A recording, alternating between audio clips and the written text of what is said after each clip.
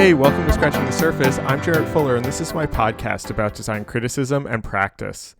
This week, I'm talking to one of my favorite design writers, Allison Arieff. Allison is the editorial director of Spur and is a columnist for the New York Times, where she writes about architecture, design, and cities. Before that, she was the editor-at-large for both Good and Sunset magazines and was the editor-in-chief of Dwell. I've been a big fan of Allison's writing, literally going all the way back to her time at Dwell when I subscribed to that magazine as a high school student, as I was first getting interested in design and architecture. But I've really enjoyed her recent work, especially as her gaze has started to expand and she started to write about things like housing and autonomous vehicles and the Internet of Things through the lens of design and through kind of the perspective of the designer. In this episode, Allison and I talk about how she wanted to be a writer since she was a child and how she started writing about design specifically. We also talk about the evolution of her subject matter and how her gaze has sort of expanded. And we talk about her work at Spur, which is this really fascinating kind of policy think tank around building better cities. Remember, if you're a fan of the podcast and want to help support it, you can become a member for $5 a month or $50 a year to receive an exclusive monthly newsletter with additional content and episode previews. These memberships help the ongoing production of the podcast, and I just really appreciate all of your support and hope that you enjoy this conversation with Allison Arieff.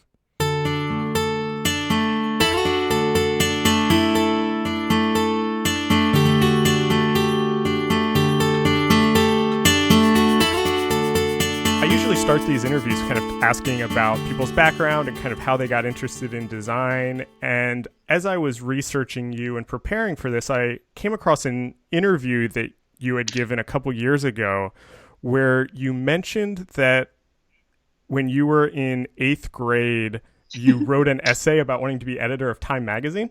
Yep. And so if that's okay, I would love to start there, and then we'll just kind of move forward from there. It's a little further back than I normally go, but I'm curious what you were interested in when you were in 8th grade, or why that was the kind of career or the job that you wanted.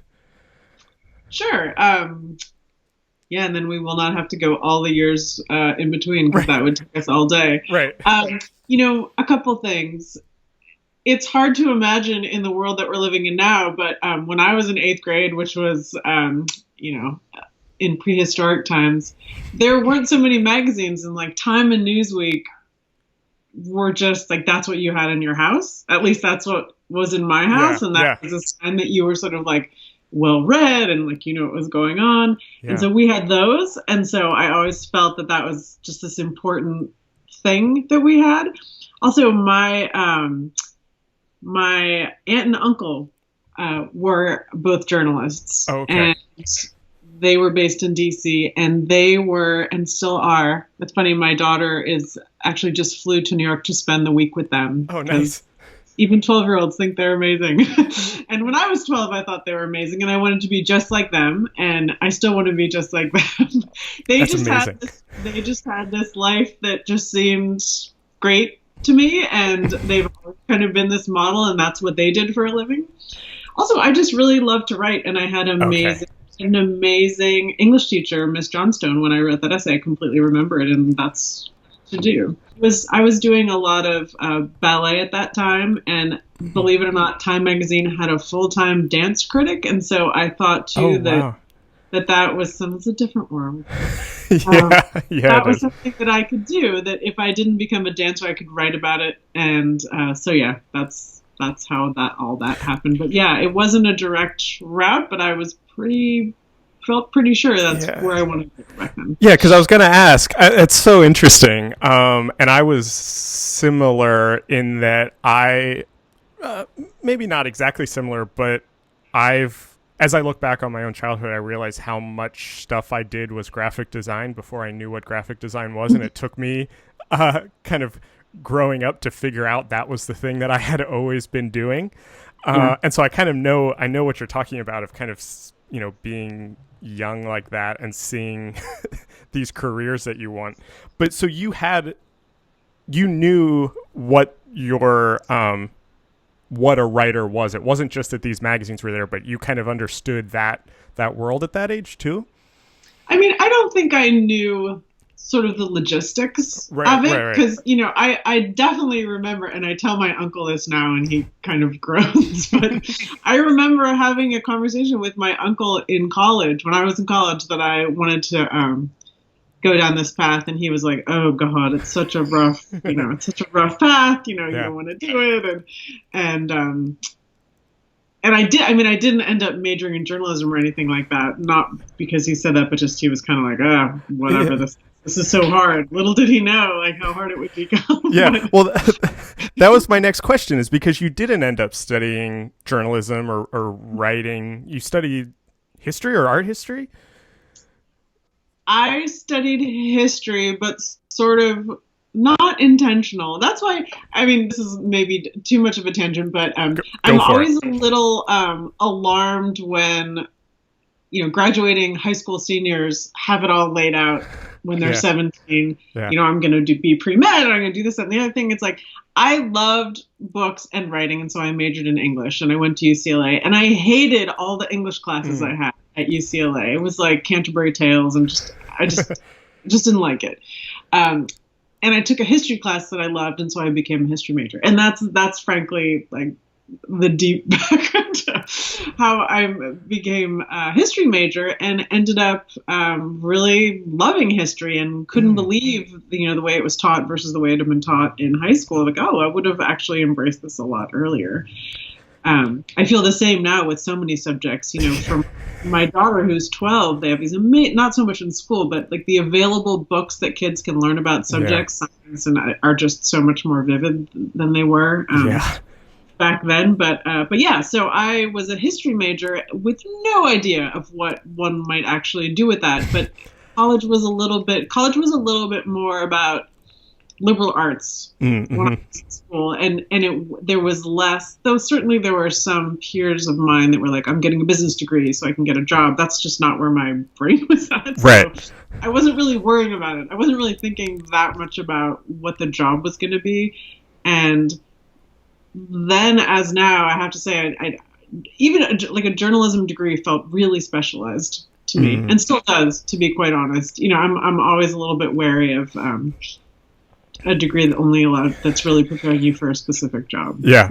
So how I don't like you mentioned earlier, I don't want to spend all of our time talking about your background or this early part of your career, but I am curious, kind of after you finished that degree, what did you do right away? Was it related to history or how did you maybe the better question to kind of pull the conversation forward is, how did that lead you back to writing?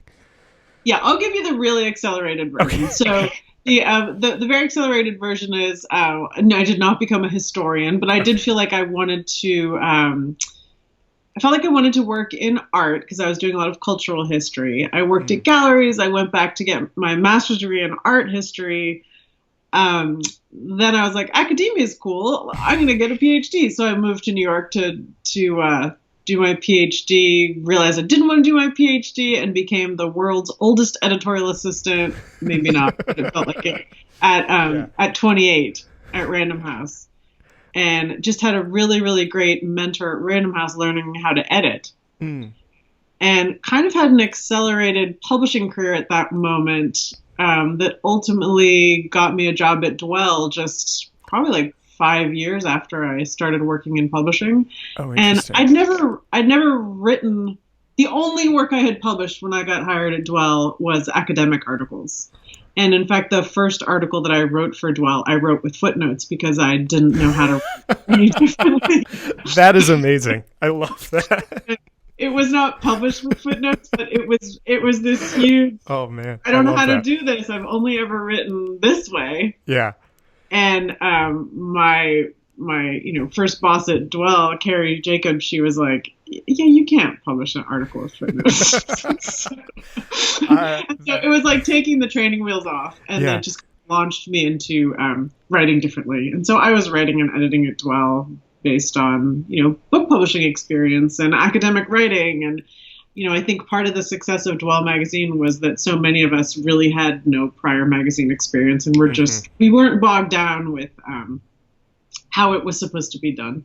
Yeah. I've talked to a couple Dwell people. I talked to Carrie. I talked to Sarah Rich, who was there for a Who was bit. my intern, actually. Oh, perfect. Yeah. I didn't know. It's hard for me to figure out the overlap of people, so I don't know who is there at the same time.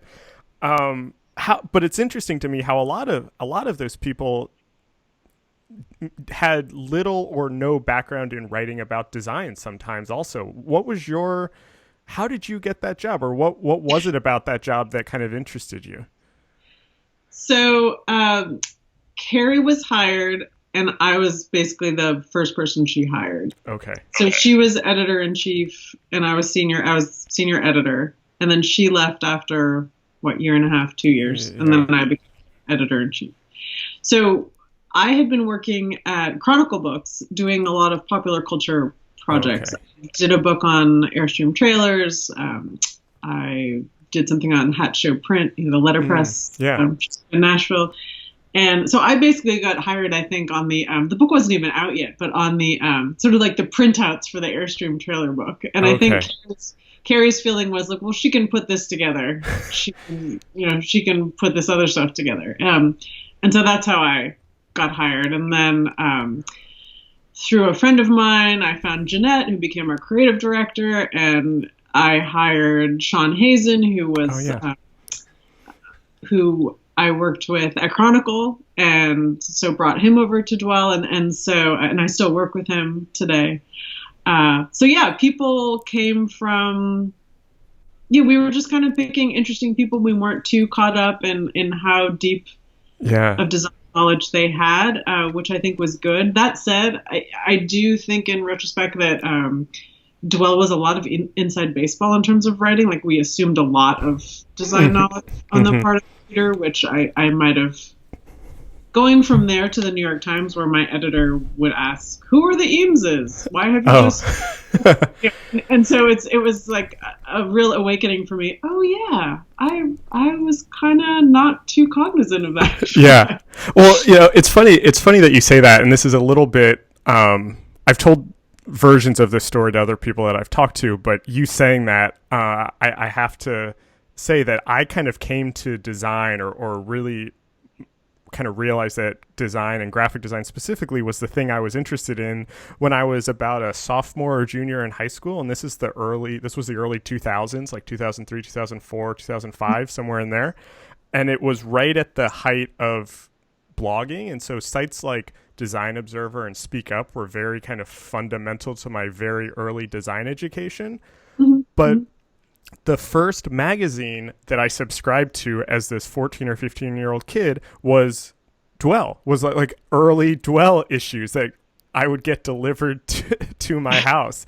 And I read them cover to cover. And so I actually kind of appreciated that inside baseball because it let me feel like I was a part of something and gave me this kind of very rich education that when I got to college, I knew all about design history. I knew all of these architects and designers, but I didn't know how to do any of it. And so you saying that is actually like bringing back all these memories of sitting in my room as a kid, reading these and like seeing the Eames names and then looking them up and that sort of thing. Okay, that's lovely and also makes me feel so old. I'm sorry. I'm so sorry. But that's okay. I'm curious though, about kind of not having that design background or being new to design. It's interesting now to think back on that you've basically kind of stuck to that beat. I think, your writing about design has evolved a lot and your subjects within the larger world of design have changed a lot. But what was it about that world or that subject matter that really grabbed you? Well, there's a few things there. One, even though I wasn't sort of studying design, there's a lot that I kind of realized in retrospect as one does. Mm-hmm. I took a seminar at UCLA with Thomas Hines when I was an undergraduate, and it was the culture of Los Angeles. And, I didn't know. I was 18 years old, 19. I didn't really know anything. And one day he piled us into a van and took us to the Eames house and the Kaufman house and all these things. And I was like, well, this is cool. But I didn't it affected me, but it didn't affect me that deeply. I mean, I remember being really kind of impressed with all of it. And I was sitting at my desk at Dwell years later going, oh yeah, I actually went to see all this. Yeah. It's like I was absorbing all of it. I grew up when you had Eames furniture and it wasn't fancy. It was just stuff that you had. Right. And Teller plates. And my mom, was in the arts and very creative, and we had Marimekko and all this stuff in our house. And it just was what people had as far as I was concerned. And it was only later that I was like, oh, I've actually had this stuff kind of around, and was coming to realize that had been the case. I would also say that we had, it's called a very culture-rich household. My dad was and is an opera fanatic. I was doing ballet 20 hours a week. We just had this, like that was very much a part of I was very fortunate to just sort of grow up with all of that. Also, even though the initial book publishing stuff that I was doing in New York was not so design centric, by the time I got to Chronicle Books, and I'll tell the quick heartwarming story. I got reacquainted with an old friend of mine, Brian Burkhart, who was doing his second degree in design at California College of Art, and he had done this Airstream prototype for a book design class. Okay. And I said, "Oh, this looks really great. I bet I could sell this at Chronicle." And so he and I did that book, short story. We got married. I was all of a sudden married to a graphic designer. Yeah. It definitely became a bigger and bigger part of my life. My friends were designers. This was just much became my life. Right. Yeah. Okay. That's amazing.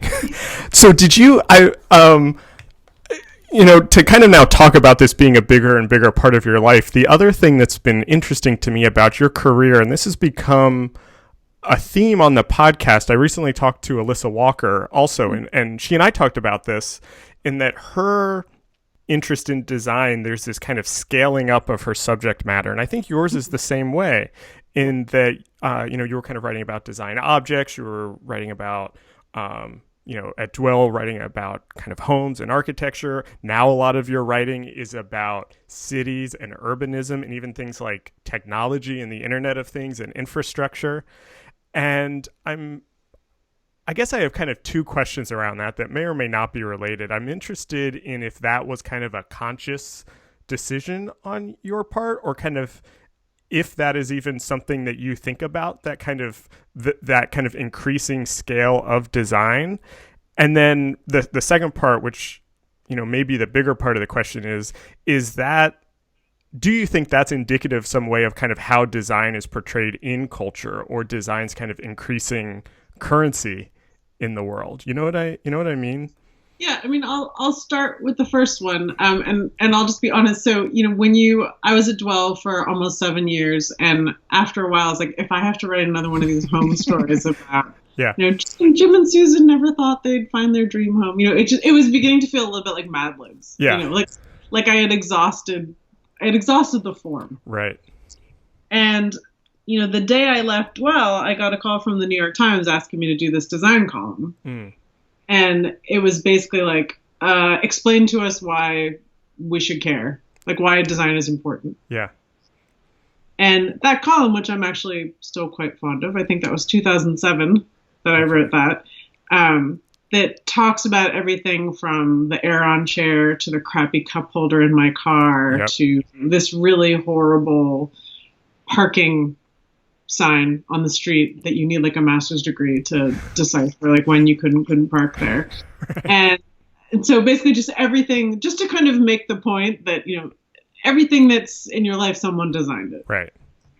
So I think that kind of set me off on this path of getting more curious. Then when I started to work at IDEO, all of my projects were about the built environment, whether it was senior housing or low income housing or suburban housing. And so I started to think at a different scale. Mm-hmm.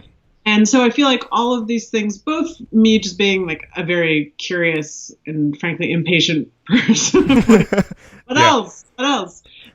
So it expanded both by internally and externally.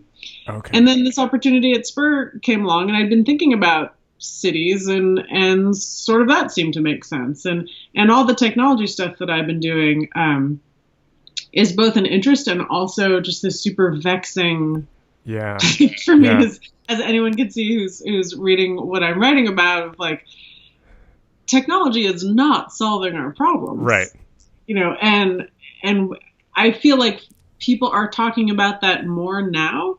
But I have to say, when I first started writing some of this stuff, I didn't feel like people were writing about that. Yeah. I think that people were looking at me like I was a crazy person. Why are you so negative? Why are you so pessimistic? And I feel like, well, I'm not seeing what people are seeing. Yeah. One of my favorite pieces that you wrote recently was in the New York Times, and it was, I think the title of it was "Solving All the Wrong Problems." Yeah. And that was just a couple years ago, and even then, I feel like that was kind of ahead of its time in a way. I think now people are coming around to that idea, but that was, 2015 or so, probably? Yeah, I feel like I wrote that, and I was like, why are you not seeing this? Yeah. I think some people were like, oh my God, you're so pessimistic, blah, blah, blah. And I'm like, oh my God, what is wrong with everybody? Like, why are they not seeing that this is happening? And once it got past the point where I honestly can't tell if stuff is made up or not anymore, like over and over again, I'm just like, wait, is this real? Yeah. I don't know if it's real. And there's just too many examples. So yeah, the solving all the wrong problems thing, I think, for me was obviously a big moment in my thinking. And I like to say I'm not pessimistic, but I'm pragmatic. Like, I want to see, like, I write this stuff not because I hate all of it. I don't want to be Andy Rooney, but because I care. Like, I want people to say, is this really solving a problem? Right. Or is it like this consulting gig I had a couple weeks ago where they definitely invited me and a few other people to look at a solution in search of a problem. Like, we have this thing, this robotic capability thing, and we don't really have anything to do with it. So what if we did the X, Y, or Z? And in fact, all of the X, Y, and Z were all terrible. Right. But they had this thing, and they just wanted, and I get it, but I also see that there's just so much solutionism going on. Like, we have this solution. Right. As opposed to, hey, here's a million things that are wrong. One of, like, all the Internet of Things stuff, which I've also written about. Why someone would have an Alexa or any of that stuff in their house, I don't know. But, like, if you actually sat down with someone inside their house and said, what are the things that are really your pain points in your house? Like, what would you love technology to help you do? It's none of the things. Right. That the IoT things do. It's none of them. I always say, like, until it can empty my dishwasher, I'm not interested. And that's not, like, we seem a far way off. Yeah. I love, just another side note, your Internet of Things pieces are another one of my favorites. When I was in grad school, I wrote a paper in one of my classes about all of the problems with the Internet of Things, and I think I quoted you a couple times in that paper. You mentioned Spur in your last answer, and I want to come back to that, but I have one more question about the New York Times and kind of writing for the New York Times, or maybe 1.5 questions. Thinking about kind of writing there versus Dwell, and talking about Dwell being sort of inside baseball, and I'm not totally sure who the readers of Dwell were or are, but I imagine that they're not always the same readers of the New York Times. Mm-hmm. And I'm curious about, how you kind of think about audience and writing in the New York Times, where people might not have any relationship to design that they're aware of. How you think about that and kind of writing about this in a way that anybody can understand. Yeah, I mean, because I write about all kinds of crazy things for the Times, and my editor is definitely not a design guy, so he will always be like, what? What is this? Do people really use the word stakeholders? Yes, unfortunately. I always assume I'm needing to explain it to a relative or someone on the street, and an interesting connection to Spurs. I spend a lot of time with like deep policy work that I'm then trying to make understandable for more people. And I'm always kind of pushing my colleagues, like, you can't use these words, you can't keep saying multimodal and fine grained circulation. These are awful. These are awful, awful words that people are just going to shut down, and they do shut down. And so, I come from a grad school background, which is where I did my first real writing and probably still is, frankly, in most of academia, where the most dense critical theory, Foucault, all that stuff was just, that's how you showed off, and that's how you were smart. And that is absolutely not what I'm interested in.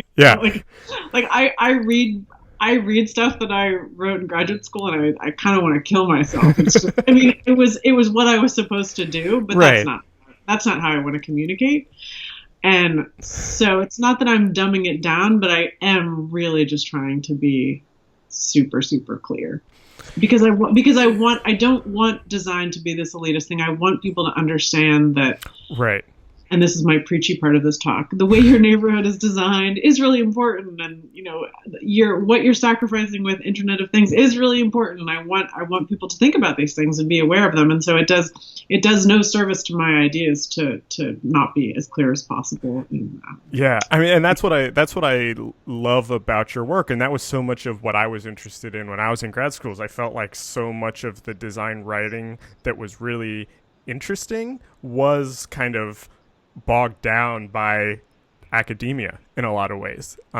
People who are kind of really raising interesting questions about design and what it can do in the world, and then because it came from academia, just never left that. And I was always very curious about people like yourself or people, like Alyssa or Alexandra Lang, who are kind of writing about this very intelligently, but to people who have no relationship to it at all. Mm-hmm. And it's not, what you said was really interesting, where it's not dumbing it down, but it's I don't know, the way you said it, I like that a lot, where it's different than dumbing it down.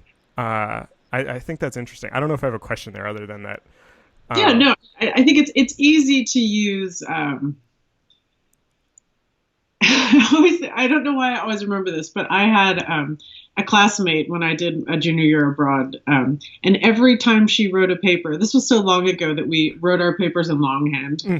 We wrote this program, and she would always start her papers by using the phrase diametrically opposed yet inextricably intertwined. She felt that it made her sound smart, and it probably did, but she used it in every paper irrespective of what the paper was. And I always think of that, and I've probably used that also. I could probably bust myself right now just with a quick Google search, but it always kind of cracked me up that you would just kind of pick the words, right? And I think in a way, I could be super verbose and use all of this jargon, but anytime you go to a meeting in a field that's slightly different than your own, and you begin to hear the acronyms and the words, the different words start. It's like I went to two autonomous vehicles. I spoke at two autonomous vehicles events in the last 2 weeks. Oh, interesting. One was a more kind of government agency-ish thing, and the other was a startup thing, and it was like completely different. Right. Like presentation, acronyms, everything. My first few months at Spur, I was in such acronym hell. I was just like, I have no idea.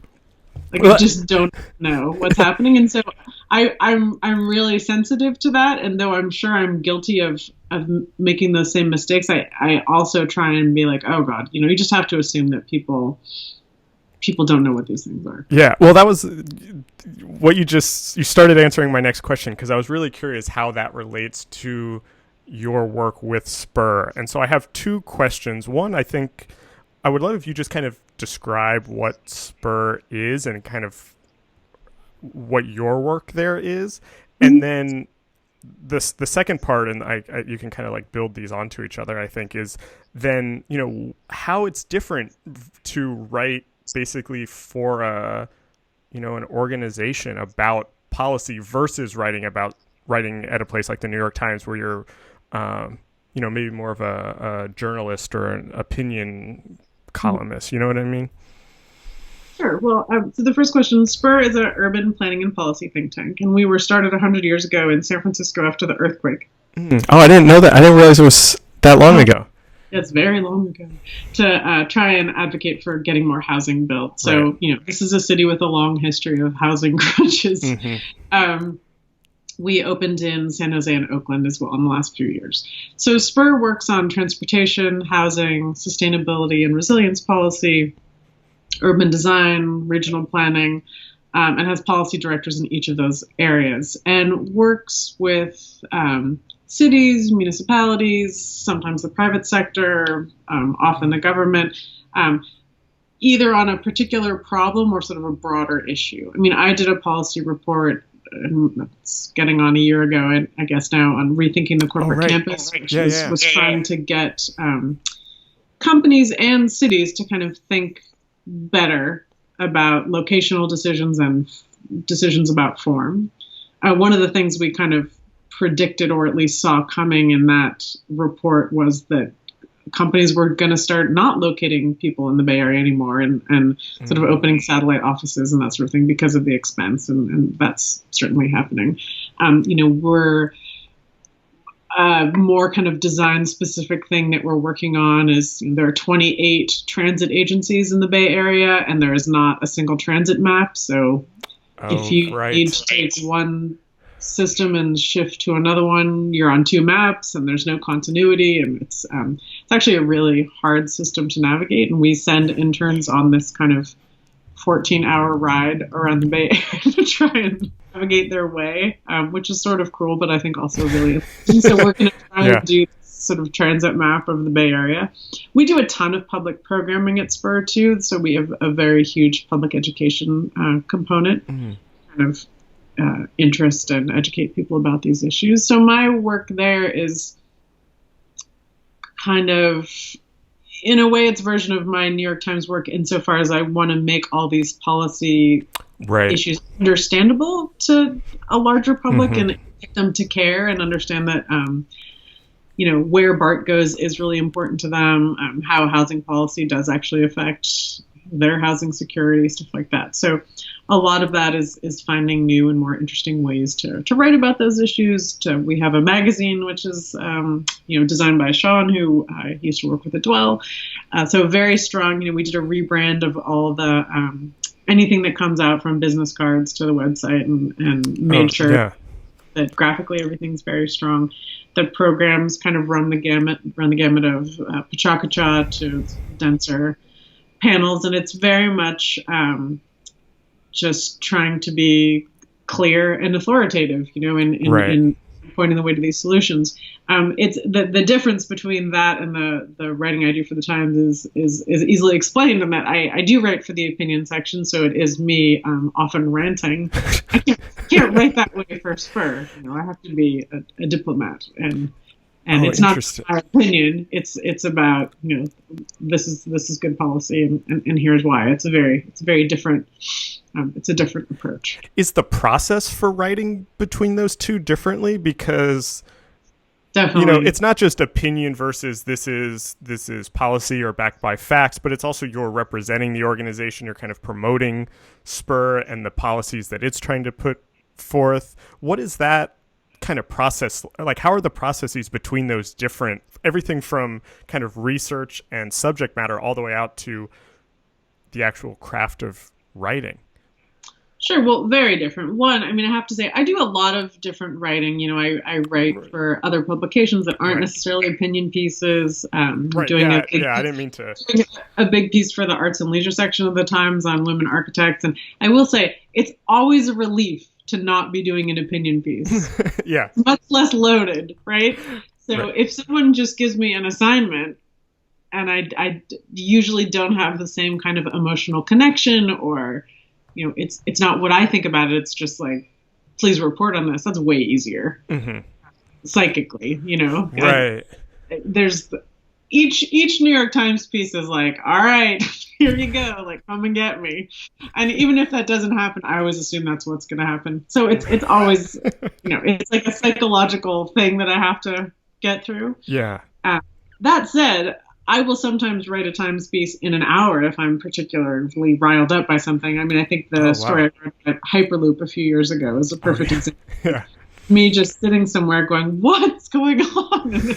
I wrote that story at the airport, before my plane left. And I interesting. Spit the whole thing out because I just had a lot to say. If I'm doing policy stuff, like I wrote a piece on the gas tax repeal, which is this really stupid thing on the ballot this year to repeal the gas tax in California, which would effectively cease funding for not all, but many infrastructure improvements in an already embattled state. And, that's pretty easy to do. It's not hard, hopefully, for me to convince a number of people the reasons why that's bad. And, I did a little research and just wanted to be as clear as possible. Like, this is what's happening. This is the real motivation. These are the reasons why you shouldn't support that.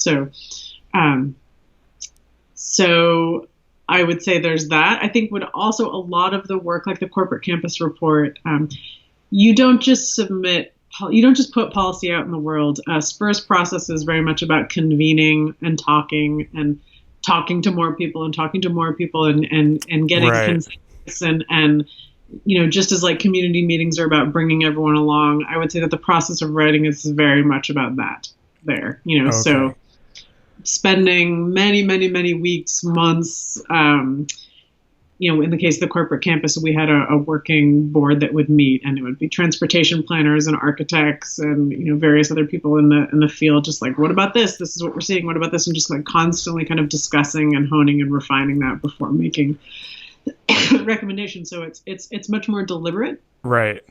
Than me like mouthing off. Yeah. That's really interesting. Is there a like an overlap or I'm very curious about the kind of threads between these. Are you doing kind of deep research on a certain policy, or you're asked by a publication to write a more kind of journalistic story, and then that feeds into an opinion piece, or does an opinion piece come out of some policy that you're researching? Like, how do those things, do they all fit together for you? I think they definitely overlap. I mean, I had been writing a ton about offices and office design, workplace design for all kinds of people, for Wired, for Gensler, for Steelcase. Just like I was in deep. Yeah.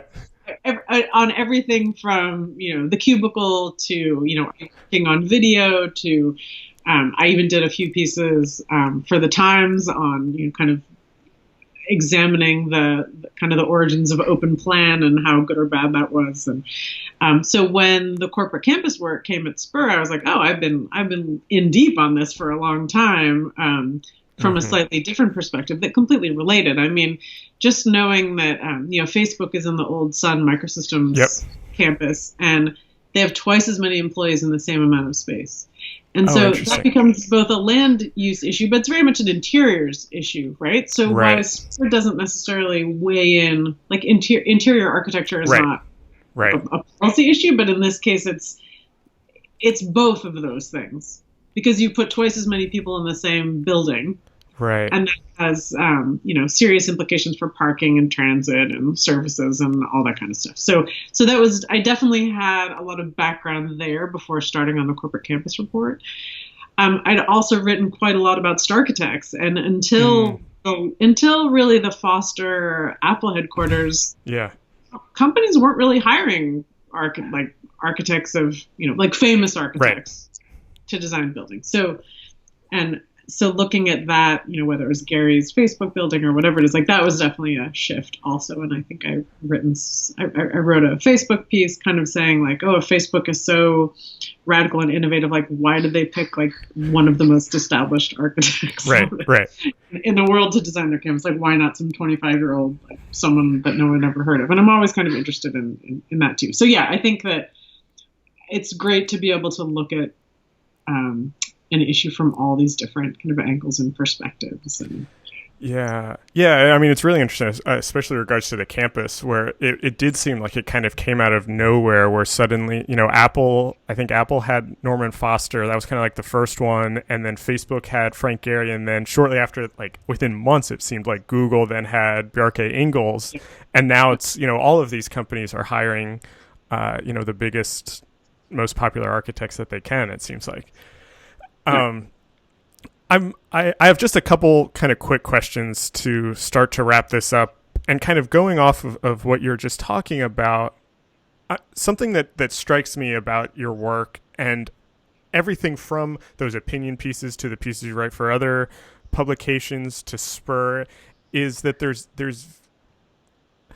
very clearly is a point of view. There is a sort of kind of critical lens that you're putting on these subjects, and I'm curious kind of what you see as the role of the critic in writing about quote unquote design, whether that is kind of objects and artifacts or typefaces or buildings and even infrastructure and streets.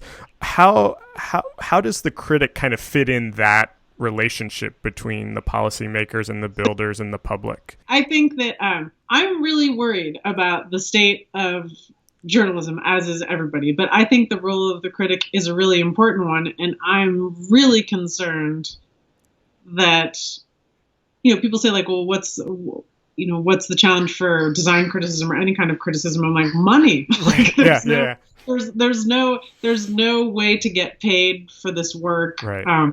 There's the writers that you mentioned, Alexandra and Alyssa, people I've known forever. Like there's like 10 of us, right? Right. That, get paid any money to do this, and not that much money, frankly. And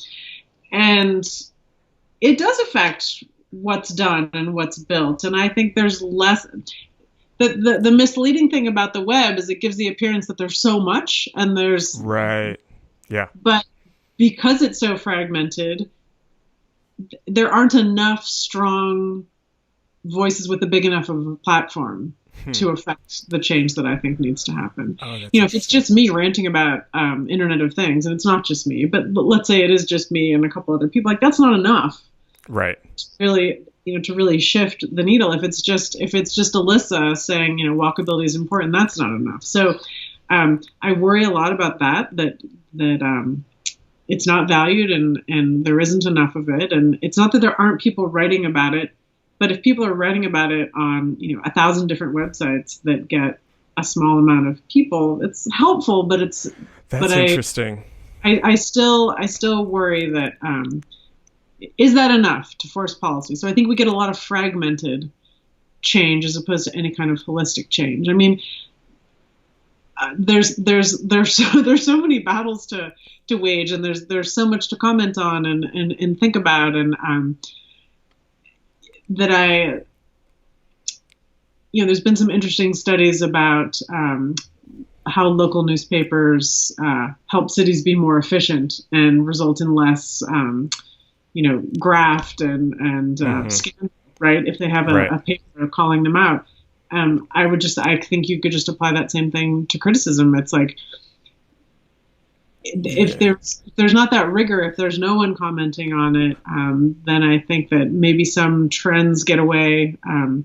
I wish there were more people writing about Internet of Things and the problems there. I wish there were more people writing about how sustainability is all but absent, I think, in almost all design discourse now. Which is massive, that no one's really saying anything about that.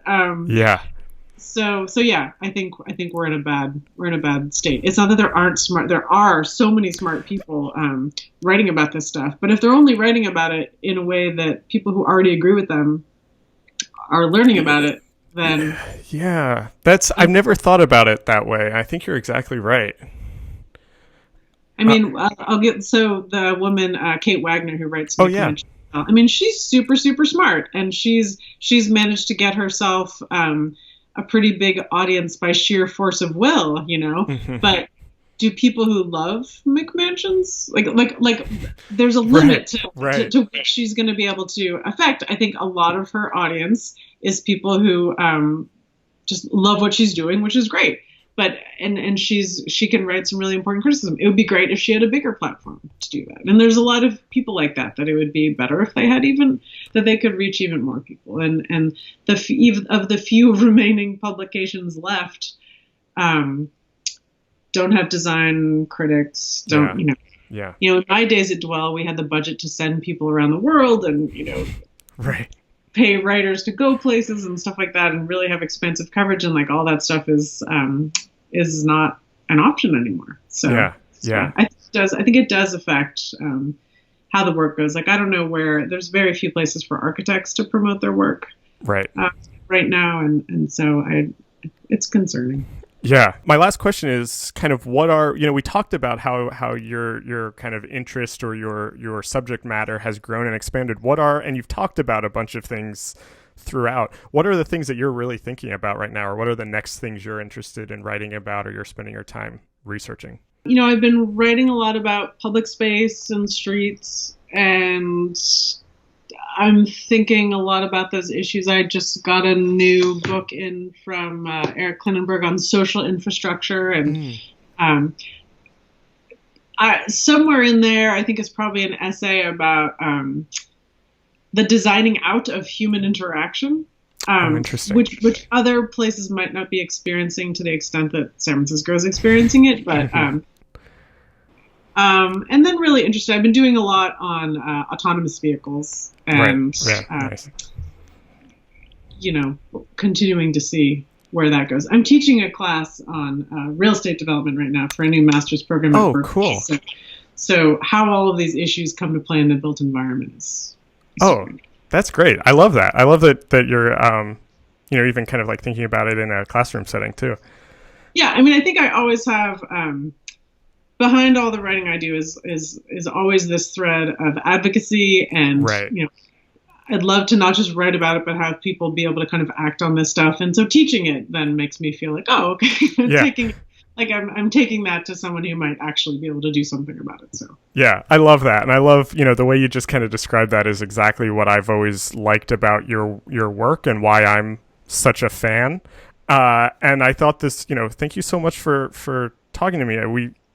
I love kind of hearing about your work and kind of how you think about it, and thought this was just a great conversation. So thanks for being on the podcast.